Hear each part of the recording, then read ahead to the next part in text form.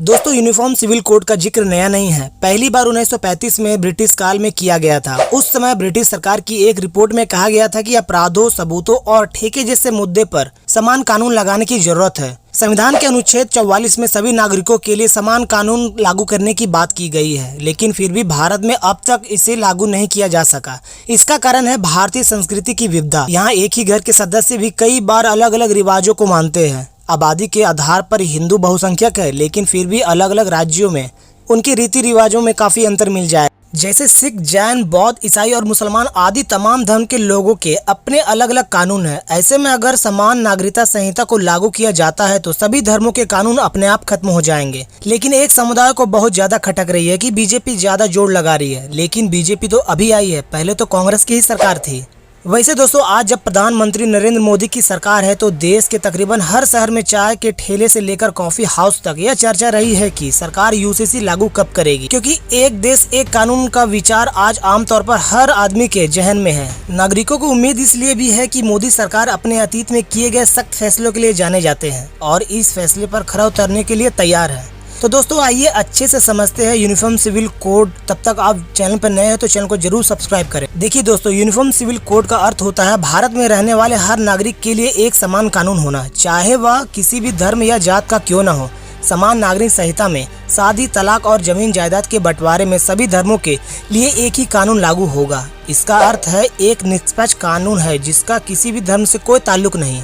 लेकिन अब बात आती है क्यों जरूरी है यूनिफॉर्म सिविल कोड। दरअसल दुनिया में किसी भी देश में जाति और धर्म के आधार पर अलग अलग कानून नहीं है, लेकिन भारत में अलग अलग पंथों के मैरिज एक्ट है। इस वजह से विवाह, जनसंख्या समेत कई तरह के सामाजिक ताना बाना भी बिगड़ा हुआ है। इसलिए देश के कानून में एक ऐसे यूनिफॉर्म तरीके की जरूरत है जो सभी धर्म, जाति, वर्ग और संप्रदाय को एक सिस्टम में लेकर आए। इसके साथ ही अलग अलग धर्मों के अलग अलग कानून से न्यायपालिका पर बोझ बढ़ती जा रही है। इस परेशानी से निजात मिलेगी और अदालतों में लंबित पड़े फैसले जल्द होंगे। शादी, तलाक, गोद लेना, जायदाद के बंटवारे में सबके लिए एक जैसा कानून होगा, फिर चाहे वो किसी भी धर्म का क्यों ना हो। वर्तमान में हर धर्म के लोग इन मामलों का निपटारा अपने पर्सनल लॉ यानी निजी कानून के तहत करते हैं। देखा जाए हिंदू पर्सनल लॉ के अनुसार भारत में हिंदुओं के लिए हिंदू कोड बिल लाया गया। देश में इसके विरोध के बाद बिल को 4 हिस्सों में बांट दिया गया था। उस समय प्रधानमंत्री जवाहरलाल नेहरू थे।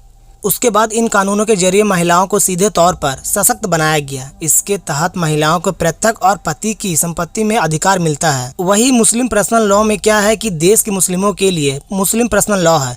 पहले लॉ के अंतर्गत शादीशुदा मुस्लिम पुरुष अपनी पत्नी को महज 3 बार तलाक कहकर तलाक दे सकता है। इसके दुरुपयोग के चलते सरकार ने इसके खिलाफ कानून बनाकर जुलाई 2019 में इसे खत्म कर दिया। 3 तलाक बिल पास होने के बाद प्रधानमंत्री नरेंद्र मोदी ने कहा था कि सदियों से 3 तलाक की कुप्रथा से पीड़ित मुस्लिम महिलाओं को न्याय मिला।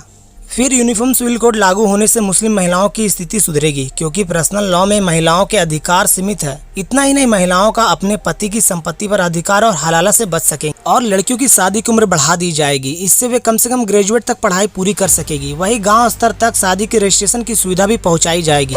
अगर किसी की शादी में रजिस्ट्रेशन नहीं होता है तो दंपति को सरकारी सुविधाओं का लाभ नहीं मिलेगा। पति और पत्नी को तलाक के समान अधिकार मिलेंगे। एक से ज्यादा शादी करने की पूरी तरह से रोक लग जाएगी। नौकरी पेशे बेटे की मौत होने पर पत्नी को मिले मुआवजे में माता पिता के भरण पोषण की जिम्मेदारी भी शामिल होगी। उत्तराधिकार में बेटा और बेटी को बराबर हक मिलेगा। पत्नी की मौत के बाद उसके अकेले माता पिता की देखभाल की जिम्मेदारी पति की होगी। वही मुस्लिम महिलाओं को बच्चे गोद लेने का अधिकार मिल जाएगा। उन्हें हलाला और इक़्तिदार से पूरी तरह से छुटकारा मिल जाएगा।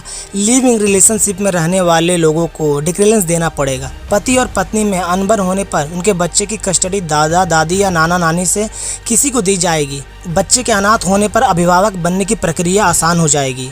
लेकिन नहीं, मुस्लिम मजहब के लोगों का कहना है कि सभी धर्मों पर हिंदू कानून थोपने जैसा है, जबकि इसका उद्देश्य साफ तौर पर सभी को समान नज़र से देखना और न्याय करना है। कई मुस्लिम मजहब के गुरुओं और विशेषज्ञों यूनिफॉर्म सिविल कोड को लागू करने के पक्ष में नहीं है। उनका कहना है कि हर धर्म की अपनी मान्यताएं और आस्थाएं होती है। ऐसे सबके लिए एक जैसा कानून होना नहीं चाहिए। उन्हें अपने महिलाओं के लिए शरीयत कानून ही चाहिए। जबकि पुरुष की बात आती है तो शरीयत कानून की कोई बात नहीं करता, क्योंकि अगर महिलाओं के लिए शरीयत कानून चाहिए तो पुरुष को भी तो शरीयत कानून की मांग करनी चाहिए, पर नहीं, क्योंकि गलती करने पर सजा के तौर पर कोड़े मारना, हाथ काटना और भी बहुत कुछ है जो इन लोगों को नहीं चाहिए। वैसे दोस्तों आप लोग सोच रहे होंगे कि यूनिफॉर्म सिविल कोड सिर्फ भारत में लागू होने वाला है, तो आप गलत है, क्योंकि दुनिया के कई देश में यूनिफॉर्म सिविल कोड लागू हो चुके हैं अपने हिसाब से। भारत में समान इसे लेकर बड़ी बहस जारी है। वहीं दूसरी ओर पाकिस्तान, बांग्लादेश, मलेशिया, तुर्की, इंडोनेशिया, सूडान और इजिप्ट जैसे कई देशों में यूनिफॉर्म सिविल कोड लागू किया जा चुका है। और तो और यूनिफॉर्म सिविल कोड के मामले में गोवा में अपवाद है। गोवा काफ़ी पहले से यूनिफॉर्म सिविल कोड लागू है। संविधान में गोवा को विशेष राज्य का दर्जा प्राप्त है और साथ ही साथ इस राज्य को पुर्तगाली सिविल कोड लागू करने का अधिकार मिला हुआ है। यहाँ सभी धर्म और जात के लोगों के लिए समान फैमिली लॉ लागू है। इसके मुताबिक सभी धर्म, जाति, संप्रदाय और वर्ग से जुड़े लोगों के लिए शादी, तलाक और उत्तराधिकारी के कानून समान है। फिर अब शाहबानो के केस के बारे में तो आपने सुना ही था। मोहम्मद अहमद खान ने शाहबानो को उनके 5 बच्चों समेत घर से निकाल दिया। एक झटके में एक 59 साल की महिला बेघर हो गई। वकील साहब बच्चों की परवरिश के लिए कभी कभी कुछ पैसे दे दिया करते थे, लेकिन शाहबानो की नियमित तौर पर हर महीने गुजारे भत्ता की मांग कर रही थी। इसे लेकर दोनों में अक्सर विवाद होते रहते थे।